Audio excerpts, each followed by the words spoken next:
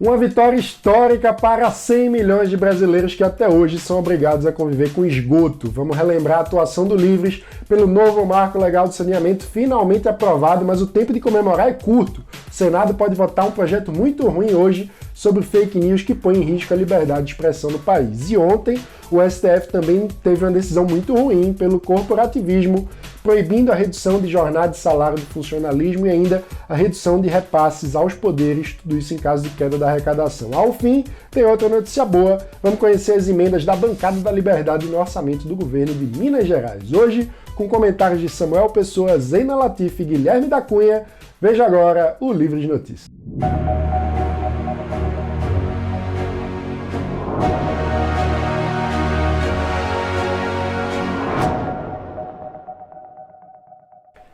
Gente, hoje também vai ter notícia ruim, mas eu tô muito feliz. Por 65 votos a 13, sempre 13, o novo Marco Legal do Saneamento Básico foi aprovado na noite dessa quarta no Senado Federal, agora segue para a sanção presidencial. É uma grande conquista para todos os brasileiros, em especial para os 100 milhões que são obrigados até hoje a conviver com esgoto. Sem brincadeira, isso é uma das maiores notícias que eu já pude dar aqui no canal, mas também na minha vida. Esse projeto foi prioritário para o Livres há anos, então vamos relembrar a nossa atuação. Vale dizer que o tema do saneamento sempre foi uma pauta importante para a gente, desde a nossa vida passada, digamos assim, como um projeto incubado no PSL, mas desde que a gente virou uma associação para promover a liberdade, ela ganhou ainda mais centralidade na nossa agenda de políticas públicas. Ainda em 2018, nós acompanhamos a elaboração da medida provisória 868 pela equipe econômica do governo Temer. A MP já estava pronta, foi apresentada ali logo no início do governo Bolsonaro. Prontamente o Livres estabeleceu o avanço dessa MP como prioridade máxima para o nosso Departamento de Ação Política, na época liderado pelo nosso amigo cientista político Magno Cal, que, como vocês sabem, já não trabalha mais conosco. Naquele contexto, nós criamos material, subsidiamos a atuação da Bancada da Liberdade no debate público a favor da MP, em especial através dos deputados Tiago Mitrô e Marcelo Calero. Infelizmente, o governo Bolsonaro mostrou seus graves problemas de articulação política e também uma negligência inexplicável em relação à pauta. A MP acabou caducando, ou seja, chegou no prazo de vencimento sem que os debates tivessem sido concluídos no Congresso, por isso acabou sendo arquivada. Nós acompanhamos tudo isso, pressionamos pela reabertura do debate, então a proposta foi reapresentada como projeto de lei 4162 e nós conseguimos atuar diretamente na comissão especial da Câmara que analisou o projeto, dessa vez através do nosso associado, o deputado Tiago Mitrô, que é filiado ao Partido Novo de Minas Gerais. Além, é claro, do empenho do nosso Departamento de Políticas Públicas, que fizeram várias viagens dos nossos diretores Magno Cal, Paulo Gontijo, para conversar diretamente com outros deputados sobre a importância social desse projeto. E aqui eu quero explicar, esse tipo de trabalho é essencial, porque projetos que mexem com interesses estabelecidos como esses geram muitas reações dos grupos de pressão que têm interesse específico. Nesse caso, os sindicalistas ligados às empresas estatais de saneamento. Então, esse corpo a corpo de um grupo como Livres, baseado em argumentos, é muito importante para equilibrar esse jogo e mostrar aos deputados que existem sim setores da sociedade mobilizados e de olho em pautas como essa.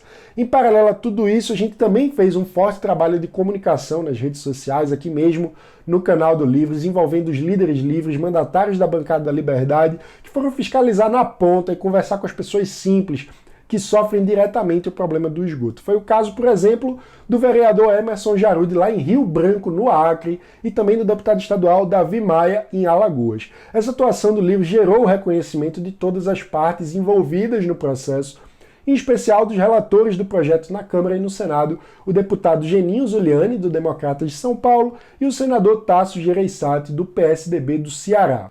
Um ponto que também nos orgulhou muito nesse processo foi o fato de que, a partir de todo esse trabalho do Livres, a pauta ganhou força, foi abraçada em peso por outras organizações e lideranças do movimento liberal. Ou seja, o Livres conseguiu pautar o liberalismo brasileiro e liderar uma mobilização para um projeto concreto de política pública que representa muito sobre o que a gente acredita ser a necessidade do liberalismo no Brasil. Um liberalismo que foca as suas energias em levar liberdade a quem de fato mais precisa. Um liberalismo que sai do estereótipo dos herdeiros engravatados reunidos em hotéis de luxo para construir de fato um liberalismo popular, sintonizado com as necessidades do Brasil real, conectado com o século XXI. E para isso, esse liberalismo não é dogmático, sabe avançar a liberdade como um processo complexo, que não é purista, não é radical, sabe que existem monopólios naturais na economia, pensa sem preconceitos como fazer o Estado atuar para corrigir eventuais falhas de mercado sem com isso cair em falhas de Estado. Um liberalismo, como dizia Melchior, que rejeita o estatismo sem se tornar estadofóbico. Um liberalismo que promove o diálogo e o avanço institucional dentro da democracia, aprofundando os valores da democracia liberal e a igualdade na dignidade humana para todos os indivíduos. Ao fim do ano passado, o PL foi aprovado na Câmara dos Deputados e ontem, enfim, aprovado no Senado. Agora segue para a sanção presidencial. A gente espera muito que Jair Bolsonaro não demore a usar a caneta aí quando deve. E sobre a votação de ontem também vale registrar o nosso agradecimento especial ao senador Tasso Gereissati, fez um trabalho brilhante na relatoria do processo, e nossa saudação também à coragem do senador Fabiano Contarato, que contrariou a recomendação do seu partido, a Rede, e votou a favor do projeto com um discurso que falou sobre as dificuldades da sua infância obrigado a conviver com esgoto a céu aberto. Parabéns também a todos os mandatários da Bancada da Liberdade, líderes e associados que contribuíram efetivamente nessa construção, fiscalizaram empresas de saneamento da sua região, participaram do nosso tuitaço, enfim. Essa vitória é da liberdade, essa vitória é de todos nós.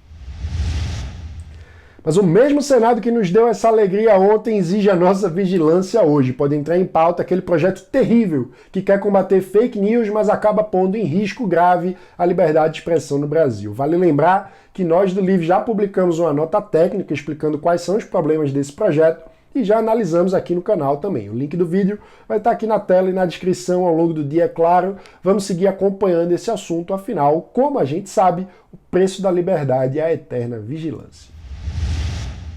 Uma outra notícia ruim ontem veio do Supremo, que tomou algumas decisões corporativistas. Proibiu a diminuição da carga horária acompanhada da redução proporcional de salários do funcionalismo, mesmo para momentos de crise, e ainda proibiu a diminuição proporcional do repasse de recursos para o Poder Legislativo e Judiciário, quando a arrecadação real do Executivo é menor do que o previsto no orçamento, o que está acontecendo em meio à pandemia, justamente, já que as empresas, como a gente sabe, estão tendo dificuldade de pagar os impostos, então a receita real é menor do que aquela que foi orçada. É revoltante, foi assunto ontem no Livres Mercado com a grande economista Zeina Latifi e com o nosso conselheiro acadêmico Samuel Pessoa.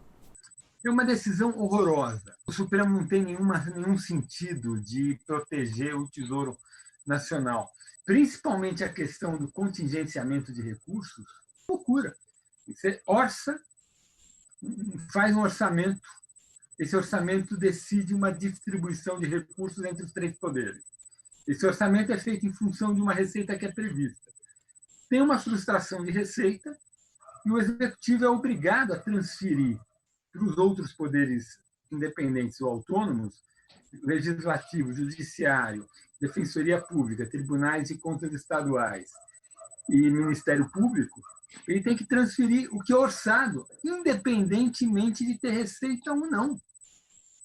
E aí não tem receita, ele transfere o que for orçado e o custo vai ficar com o quê? Com o Executivo. O que é Executivo? Saúde, educação, segurança. O custo é jogado no cidadão. Acho que nós temos que repensar, enfim, o papel dos poderes nessa agenda de ajuste fiscal, porque a gente tem um quadro em que não cumprir regra do teto ou lei de responsabilidade, regra de ouro, você pode acabar comprometendo o mandato do presidente. Então, os poderes tomam decisões, mas a culpa acaba sendo, a responsabilidade acaba sendo do Executivo. Mas eu acho inaceitável essa postura do Supremo, acho inaceitável.